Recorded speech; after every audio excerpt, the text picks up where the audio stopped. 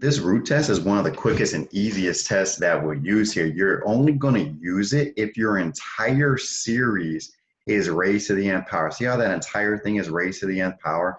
And here, this is the same thing as like 1 over ln of n to the n, right? Because 1 to the n is just 1 over that stuff there. So both of these, the entire thing is raised to the n power. That's the only time I'm going to use the root test. Now, you will have something at some point in your future. It might not be in your normal homework. It might be in a future review of some sort where you do the root test and you get that's equal to 1 and you get that inconclusive.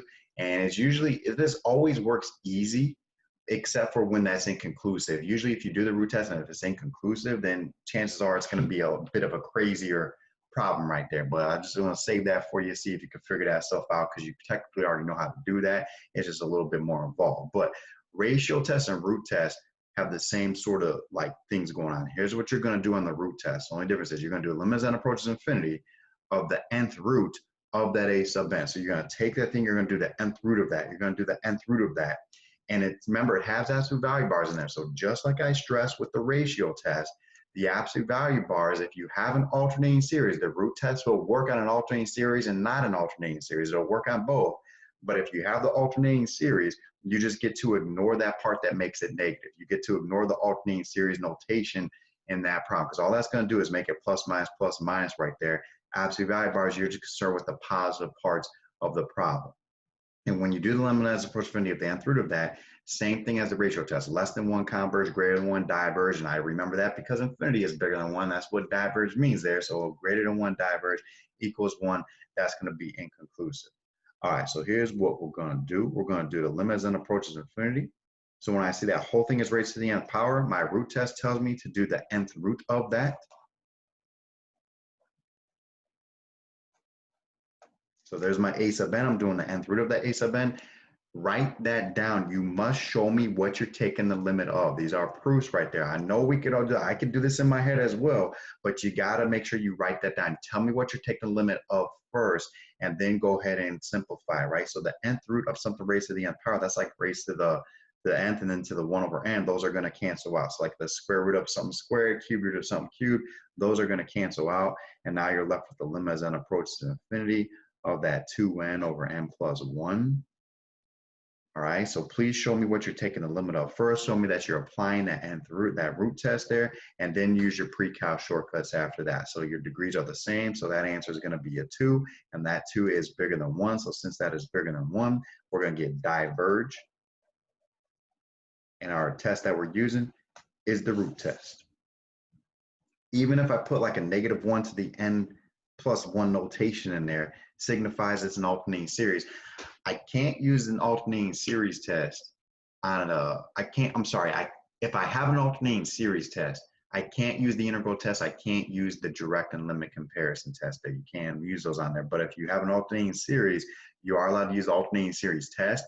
But the instant you see the whole thing is raised to the nth power, use the root test instead. The instant you see those factorials and those sequence problems or weird combination problems, you're allowed to use the ratio test on those problems there. So like what I'm telling you is, even if I include that notation in there, ignore it, all right? Because if you put it in there, then you also got to bug it down with the absolute value bars, which makes it positive anyways, right there. You don't want to put it in there and then have negatives in there, and then you get like a negative answer when you should be getting a positive. And if you get a -2, guess what? That would be less than 1. That would have been like conversion, and you're messing that up, right? So just if you have it in there, just ignore that right there. If you got any questions about that, let me know.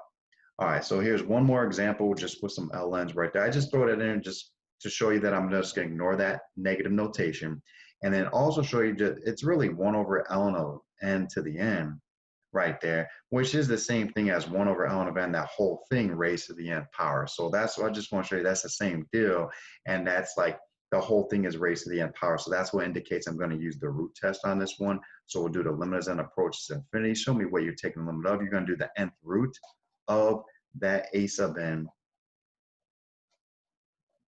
And then when you do the nth root of that nth, something raised to the nth power, those cancel out.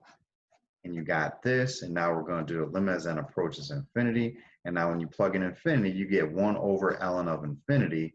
And then remember, the ln of infinity, as you approach infinity, that graph keeps getting higher and higher. That's approaching infinity right there. So ln of infinity is infinity. So since you get 1 over infinity, you get 0 for that.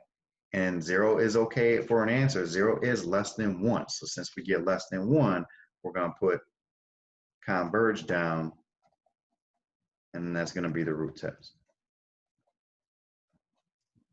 You don't have to put is less than 1. Like if you just get 0 for that answer and know since that's less than 1, you're going to converge, you don't have to write that less than 1 symbol down. You can just go straight to converge by the root test right there. So we have now finished all of the 10 tests to tell us whether something converges or diverges right there. So practice this last section, get good at that.